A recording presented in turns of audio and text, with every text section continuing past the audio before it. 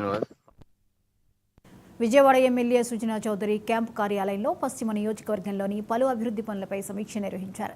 పలు ప్రాజెక్టులు, దుర్గగుడి master plan, వైద్య సదుపాయాల విస్తరణ తదితర అంశాలపై పవర్ పాయింట్ ప్రజెంటేషన్ ద్వారా మంత్రులకు వివరణ ఇచ్చారు.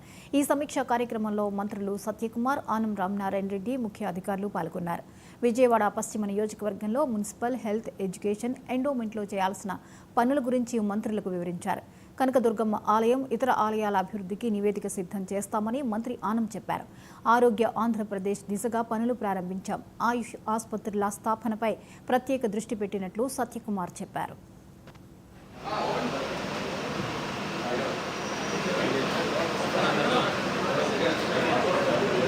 దాని తర్వాత మరొక స్కీమ్ తీసుకోవడానికి అవకాశం ఉంది. కేంద్ర ప్రభుత్వం ఇచ్చేటువంటి పథకాలను కూడా మేము దృష్టిలో పెట్టుకొని ఆలయాల అభివృద్ధికి మరీ ముఖ్యంగా దాదాపు 21 ఆలయాలు ఉన్నాయి.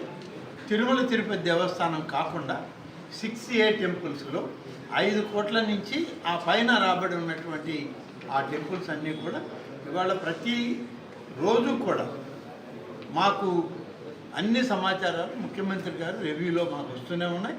వారు రివ్యూ చేసినప్పుడంతా కూడా సూచనలు ఇస్తున్నారు.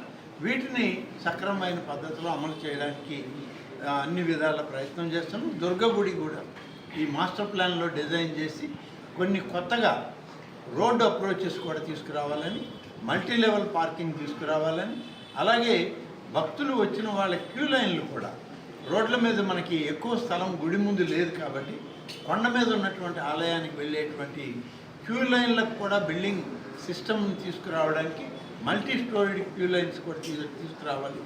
అలాగే హైదరాబాద్ వైపు నుంచి, ఇబ్రహీంపట్నం వైపు నుంచి వచ్చేటువంటి భక్తులు కూడా వాళ్ళు సులభమైన మార్గం ద్వారా కనకదుర్గమ్మ ఆలయం దగ్గరికి వాహనాల్లో రావడానికి కానీ, నడిచి రావడానికి కానీ, కొత్తగా మనం దానికి రహదారులు ఏర్పాటు చేయాలి, దానికి కనెక్టింగ్ బ్రిడ్జెస్ని తీసుకురావాలని ఒక ప్లాన్ ఉంది.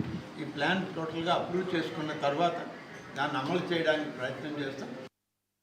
మా కాన్స్టిట్యూన్సీలో విజయవాడ పశ్చిమ నియోజకవర్గంలో మున్సిపల్, ఎండోమెంట్, హెల్త్ అండ్ ఎడ్యుకేషన్లో ఏమేం కావాలి, లిస్ట్ ఏంటి, మన పరిస్థితి ఏమిటి అనేది అంతా కూడా అన్ని సమస్యల్ని క్రోడీకరించి ప్రజెంటేషన్ చేయడం జరిగింది. వాళ్ళు వారి మినిస్ట్రీస్ నుంచి ఏమేం చేయగలము, ప్రొసీజర్ ఏమిటి, కేంద్ర రాష్ట్ర ప్రభుత్వంతో ఎలా అనుసంధానం చేయాలి అనేవి కూడా వాళ్ళు సలహాలు ఇచ్చారు.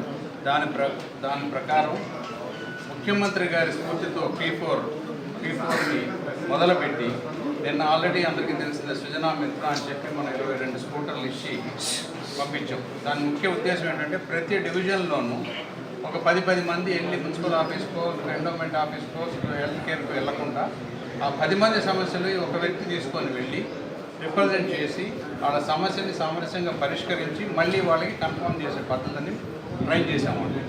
అవి ఆ విధంగా మొత్తం 3 జోన్స్ ఉన్నాయి. ప్రాజెక్ట్స్ ఏంటి, ఎడ్యుకేషన్ కానీ అన్నీ కూడా.